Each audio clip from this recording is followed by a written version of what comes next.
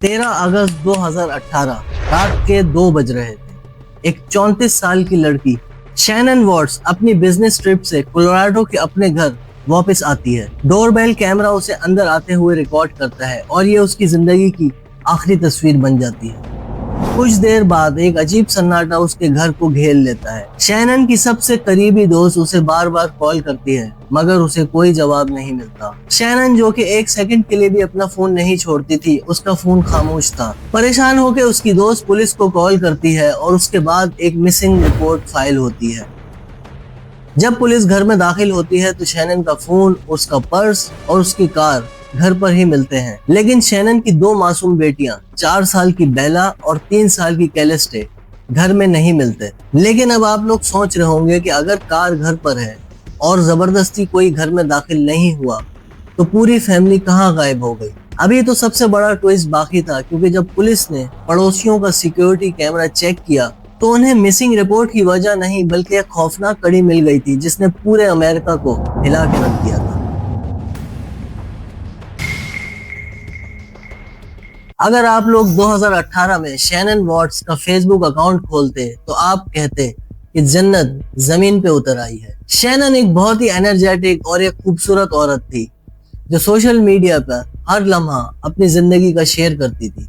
उसका husband Chris what, जो कि एक मस्कुलर और एक हैंडसम आदमी था, हर पिक्चर में अपनी बेटियों के साथ खेलता नजर आता।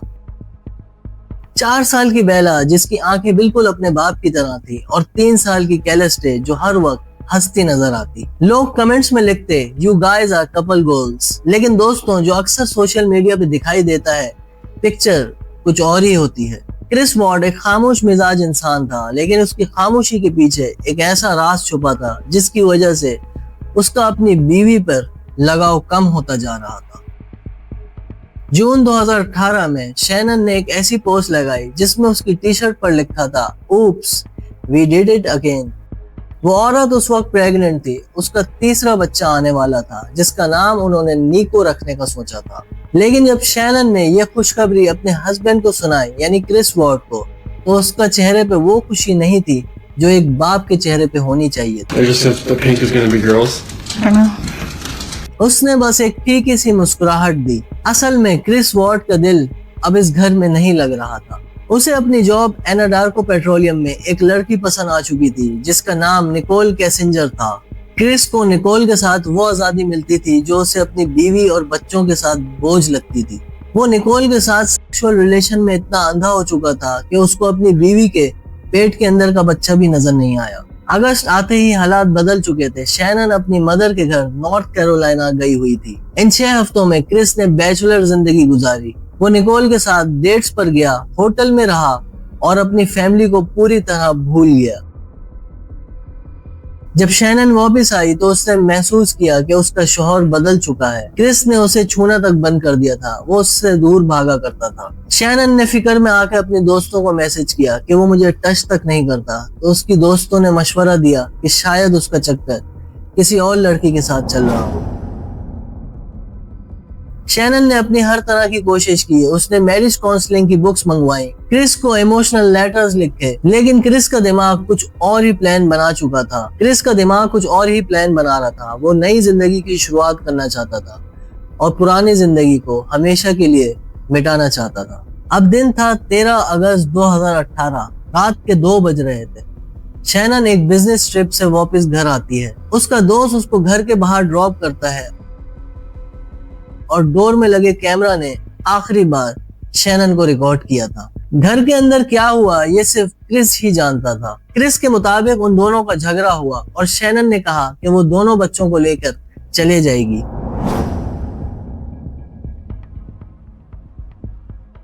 बस यही वो पल था जब परफेक्ट डैड का मास्क उतर गया।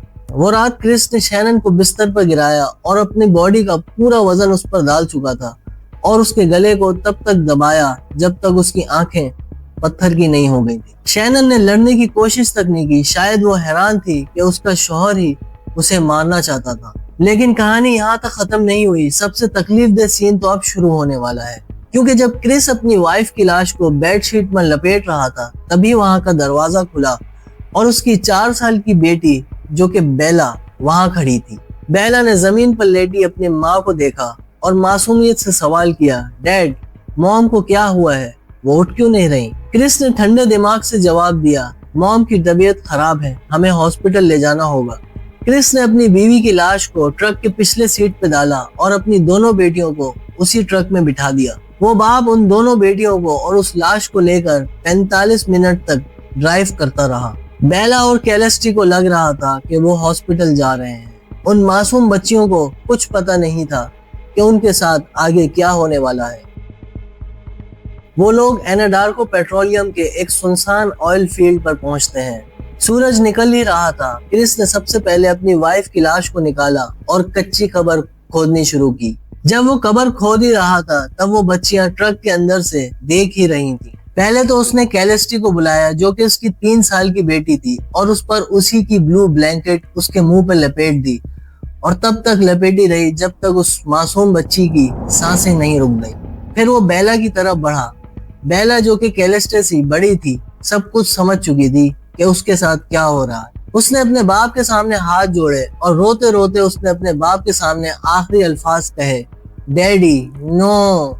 लेकिन क्रिस पर शैतान सवार था। उसने बेला को भी मार डाला और फिर उसने वो किया जिसको सुनकर आपको सबसे ज्यादा तकलीफ होगी। उसने अपनी बेटियों की लाशों को 8 इंच के छोटे से सुराख के जरिए उन भारी ऑयल टैंक्स के अंदर ठूस दिया। उसने सोचा कि तेल से हड्डियां और गोश्त गल जाएंगे और कोई सबूत बाकी नहीं रहेगा। घर वापस आकर क्रिस ने नहाया, कपड़े बदले और ऐसे काम में लग गया जैसे कि कुछ हुआ ही ना हो। जब शैनन की दोस्त ने देखा कि शैनन फोन नहीं उठा रही तो उसने पुलिस को कॉल कर दी।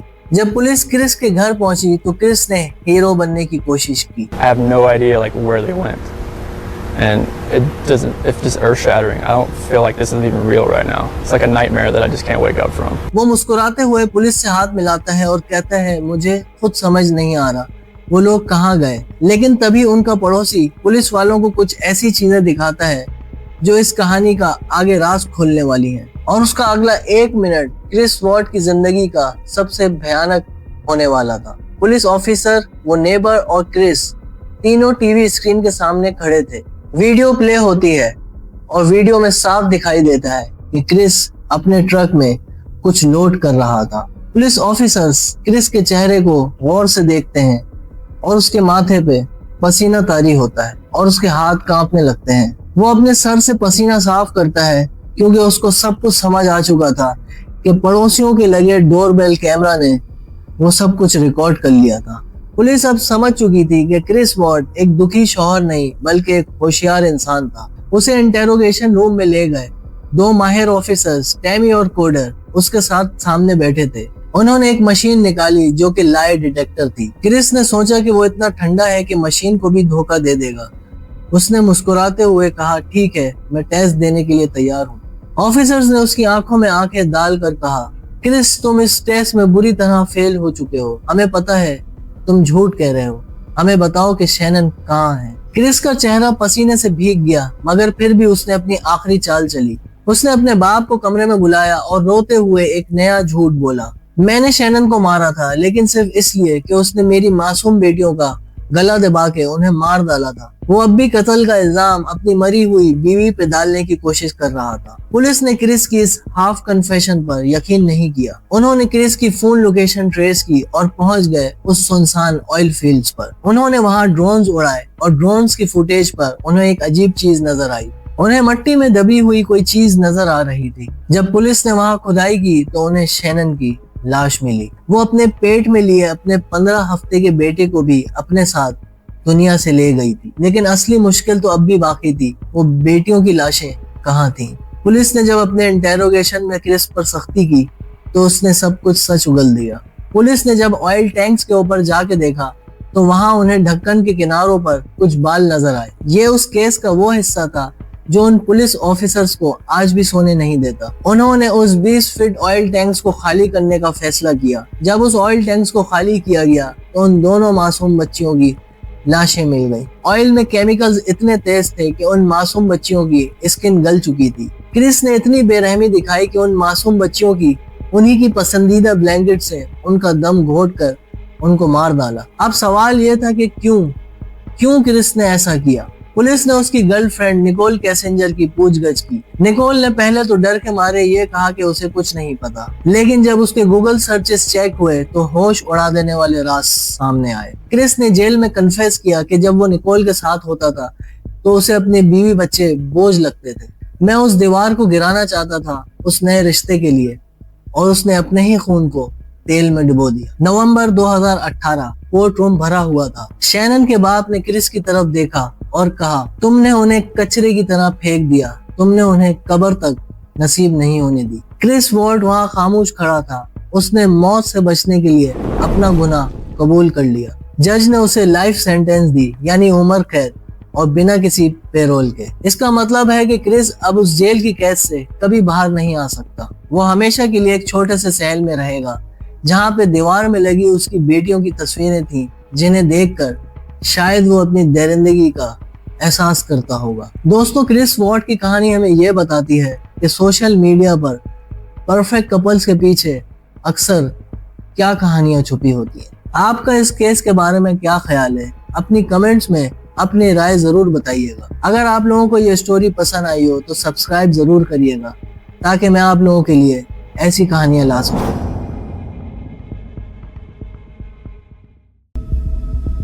रात का वक्त था। चारों तरफ सन्नाटा।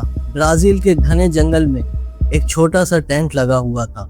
लियाना और फिलिपी उस टेंट के अंदर शायद अपनी जिंदगी के बेहतरीन सपने देख रहे होंगे। उन्हें लग रहा था कि वो महफूज हैं, मगर उन्हें नहीं मालूम था कि टेंट से कुछ ही दूर झाड़ियों के पीछे उन्हें कोई घूर रहा था। अचानक टेंट का कपड़ा एक तेज छुरी से फट जाता है। लियाना की चीख निकल जाती है और बाहर से दो साए अंदर लपकते हैं। एक के हाथ में पुरानी बंदूक और दूसरे के हाथ में एक तेज छुरा था। फिलिपी ने उनको रोकने की कोशिश की, मगर उन दरिंदों ने उसे दबोच लिया। लियाना की आंखों के सामने उसके बॉयफ्रेंड को बांध दिया गया। वो रोते हुए उनसे भीख मांग रही थी कि हमें छोड़ दो, हमारा क्या कसूर, हमने तुम्हारा क्या बिगाड़ा है। मगर उन लोगों के सर पे खून सवार था। उन दरिंदों ने उन दोनों को घसीटते हुए जंगल की गहराइयों में जाना शुरू कर दिया। ये कोई मामूली किडनैपिंग नहीं थी, ये एक ऐसी दरिंदगी का आगाज था जो ब्राजील की तारीख का सबसे बदतरीन वाकया था। दोस्तों, हमें इस कहानी की गहराइयों में जाने से पहले हमें उस पर रोशनी डालनी पड़ेगी जो इस हादसे से पहले मौजूद थी। लियाना फ्रेडेनबर्ग एक 16 साल की एक लड़की थी। वो एक पढ़ी लिखी मिडिल क्लास फैमिली से ताल्लुक रखती थी। उसका बाप आरी फ्रेंडविच उसे अपनी जान से ज्यादा प्यार करता था। लियाना दिखने में मासूम लगती थी, लेकिन उसकी ऐसी उम्र थी जहां जज्बात होश पर भारी पड़ जाते हैं। और फिर आता है फिलिपी कैफे, 19 साल का एक लड़का। फिलिपी और लियाना एक दूसरे से मोहब्बत करते थे, लेकिन लियाना का खानदान थोड़ा सख्त था। उन्हें लगता था कि 16 साल की उम्र में कैंपिंग या बाहर जाना ठीक नहीं है। यही वो पॉइंट था जहां मौत का वो वाकया शुरू हुआ। 31 अक्टूबर ब्राजील में गर्मियों का मौसम शुरू हो रहा था। लियाना ने अपने बाप से झूठ बोला। उसने ये कहा कि मैं अपने दोस्तों के साथ ट्रिप पर जा रही हूँ। बाप ने यकीन कर लिया, ये सोचकर कि बेटी दोस्तों के साथ महफूज होगी। लियाना और फिलिपी ने अपने बैग्स पैक किए और एम्बू गाओका के एक इलाके का इंतखाब किया। ये साओ पौलो से थोड़ा ही दूर एक ऐसा इलाका था जहां दुनिया भर से लोग कैंपिंग के लिए आते थे। वहां घने जंगल थे, नदियां थीं और बहुत सुकून था। मगर उस सुकून के पीछे क्या छुपा था, उन्हें इसका अंदाजा भी नहीं था। वो दोनों बस से वहां पहुंचे और घने जंगल में दोनों चले गए। उन्होंने एक ऐसी जगह चूज की जहां उन्हें कोई देख ना सके, ताकि वो अपना सुकून से वक्त गुजार सकें। उन्होंने अपना टेंट लगाया, आग जलाई और बातें करने लगे। मगर उन्हें अंदाजा नहीं था कि जंगल की खामोशी में उनकी बातों को कोई सुन भी रहा होगा। वो गान एक ऐसे इंसान नुमा दरिंदों की थी जो अक्सर वहां पे लोगों को लूटा करते थे। अब बात करते हैं उन लोगों की जो इस कहानी में असल क्रिमिनल्स थे। रॉबर्टो अपरेडिको, मगर दुनिया उसे चैम्पिना के नाम से जानती है। चैम्पिना की उम्र उस वक्त 16 साल की थी, यानी लियाना के बराबर। मगर उसके दिमाग की गंदगी ऐसी थी कि जो किसी 50 साल के मुजरिम की भी ना हो। मगर उस दिन उसके साथ एक और शख्स था, पर्नाम्बुको, जिसकी उम्र 30 साल से ऊपर थी। ये दोनों जंगल में घूम रहे थे जिस वक्त उन्होंने लियाना और फिलिपी को देखा। चैम्पिना के पास एक 22 कैलिबर की गन थी, लेकिन जब उसने लियाना को देखा तो उसकी नीयत बदल गई। उसने परनाम्बुको से कहा कि उनके पास पैसे होंगे मगर लड़की बहुत खूबसूरत है। उन दोनों ने अंधेरा होने का इंतजार किया और झाड़ियों के पीछे उन्हें घंटों तक देखते रहे। सोचे आप अपने पार्टनर के साथ बैठे हो, हंस रहे हो और दूर से कोई आपको मारने का प्लान बना रहा हो। जब रात गहरी हुई तो उन्होंने हमला कर दिया। टेंट फटा और लियाना की दुनिया उलट गई। चैंपिना ने अपनी गन फिलिपी की कनपट्टी पर रख दी और उसने कहा हमसे जो चाहिए ले लो मगर हमें जाने दो। चैंपिना ने उनका मोबाइल, उनका फोन और उनकी सारी चीजें ले ली मगर उन्हें जाने नहीं दिया।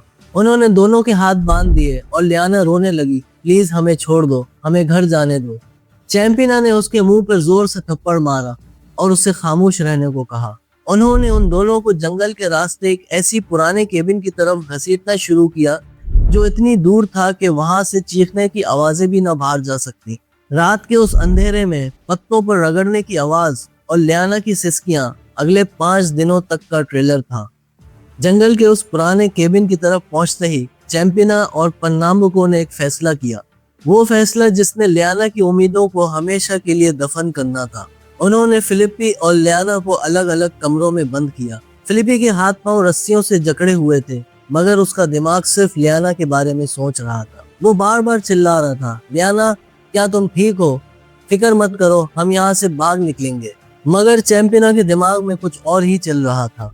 उसने परनाम्बुको से कहा कि ये लड़का हमें पहचान चुका है, अगर ये यहाँ से भाग निकला तो हम सीधा जेल जा सकते हैं। वो 1 नवंबर की सुबह थी जब सूरज निकल रहा था। परनाम्बुको ने फिलिपी को उठाया। उसने झूठ बोला कि हम तुम्हें छोड़ने जा रहे हैं। फिलिपी की आंखों में एक चमक सी आई। उसे लगा कि इनके दिलों में रहम आ चुका है। वो फिलिपी को एक जंगल के कच्चे रास्ते पर ले गए। फिलिपी आगे चल रहा था और परनाम्बुको उसके पीछे।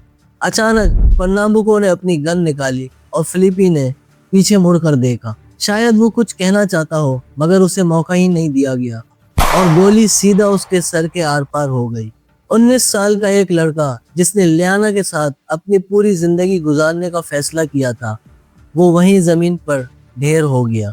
लियाना ने केबिन के अंदर से गोली की वो आवाज सुनी जिससे उसका दिल धड़कना बंद हो गया। जब चैंपिना वापस आया तो लियाना ने उससे रोते हुए पूछा कि फिलिपी कहाँ है, वो आवाज कैसी है? चैंपिना ने बड़ी बेशर्मी से झूठ बोला। उसने कहा फिलिपी तो भाग गया, वो तुम्हें यहाँ अकेला छोड़कर डर के मारे भाग गया। लियाना को यकीन नहीं आया मगर उसके पास रोने के सिवा कोई और रास्ता नहीं था। वो पूरी तरह इन दरिंदों के रहमो करम पर थी। अब शुरू होते हैं वो 5 दिन जो लियाना की जिंदगी के आखिरी और सबसे खतरनाक दिन थे। फिलिपी के मरने के बाद चैंपिना ने लियाना को अपनी प्रॉपर्टी समझा। उसने लियाना को उस केबिन में बंद किया जहाँ रोशनी थी, न साफ पानी और ना ही कोई उम्मीद थी। उन 5 दिनों में चैंपिना ने लियाना के साथ वो किया जिसके लिए अल्फाज कम पड़ जाते हैं। उन 5 दिनों में चैंपिना ने लियाना के साथ जो किया वो बहुत दर्दनाक था। लियाना को बार बार किया गया। सिर्फ चैंपिना ने नहीं बल्कि उसकी साथी भी उस मासूम बच्ची पर टूट पड़े थे। लियाना ने उनके सामने अपने हाथ जोड़े, अपने बाप का वास्ता दिया, पैसों की लालच दी मगर उन दरिंदों पर कोई असर नहीं हुआ। वो उसे मारते थे और उसकी बेबसी का मजा लेते थे। फॉरेंसिक रिपोर्ट्स के मुताबिक उन 5 दिनों में लियाना के जिस्म पर इतना टॉर्चर किया गया कि उसके जिस्म में कोई ऐसी जगह नहीं थी जहां कोई नील या जख्म ना हो। सोचें, एक 16 साल की लड़की 2 दिन पहले अपने घर में महफूज थी और आज एक घने जंगल में उन दरिंदों के दरमियान फंसी थी जिन्हें कानून का कोई डर नहीं था। चैंपिना कभी कभी उसे खाना देता और कभी कभी उसे घंटों भूखा रखता। उसने लियाना को यह बताया कि अब हम तुम्हें यहाँ से जाने नहीं देंगे, जिस पर लियाना की जहन की ऐसी कैफियत हो चुकी थी कि वो अब मरने की दुआ मांग रही थी मगर मौत भी उसे इतनी आसानी से नहीं मिलने वाली थी। 5 नवंबर 2023 पुलिस और लियाना के फादर उन्हें हर तरफ ढूंढ रहे थे। हेलीकॉप्टर्स जंगल के ऊपर मंडला रहे थे और चैंपिना को डर लगने लगा। उसने परनाम्बुको से मशवरा किया तो उसने ये कहा कि लड़की को खत्म कर दो वरना हम पकड़े जाएंगे। जिस पर चैंपिना ने लियाना से कहा कि हम तुम्हें बस स्टेशन छोड़ आते हैं, तुम अपने घर जा सकती हो। लियाना कमजोर कदमों के साथ चैंपिना के पीछे चलने लगी। वो दोनों जंगल में काफी अंदर तक गए और अचानक चैंपिना रुका। उसने एक पुराना तेजदार छुरा निकाला, जिसको देखकर लियाना की आंखों में एक मौत की लहर दौड़ी। उसने भागने की कोशिश की, मगर वो कहाँ तक भागती। 5 दिनों तक का टॉर्चर और भूख उसे आधा ही खत्म कर चुकी थी। चैंपिना उस पर टूट गया और लियाना पर उसने इतने वार किए कि जंगल की खामोशी उसकी चीखों से भर गई। उसने लियाना की गर्दन पर और सर पर इतने वार किए कि देखने वाला अपनी आंखें बंद कर ले। लियाना वहीं गिर गई और उसका खून जमीन पर गिर पड़ा, जहां कुछ दिन पहले वो फिलिपी के साथ अपने सपने देख रही थी। चैंपिना ने उसकी लाश वहीं झाड़ियों में छुपा दी और वहां से ऐसे चल पड़ा कि जैसे कुछ हुआ ही ना हो। जब लियाना और फिलिपी वापस नहीं आए तो लियाना के फादर आरी फ्रेंड बीच ने सुकून का सांस नहीं लिया। उन्होंने खुद जंगल में निकलने का फैसला किया। आखिरकार पुलिस ने कुछ दिनों के बाद चैंपिना को उसकी बस्ती से गिरफ्तार कर लिया। पहले तो उसने इनकार किया, लेकिन पुलिस के टॉर्चर के बाद उसने सब कुछ सच सच बता दिया। जब पुलिस लाशों तक पहुंची तो मंजर इतना खौफनाक था कि तजुर्बाकार ऑफिसर्स की आंखों में भी आंसू आ गए। फिलिपी की लाश सड़ी हुई थी और लियाना का जिस्म दरिंदगी की गवाही दे रहा था।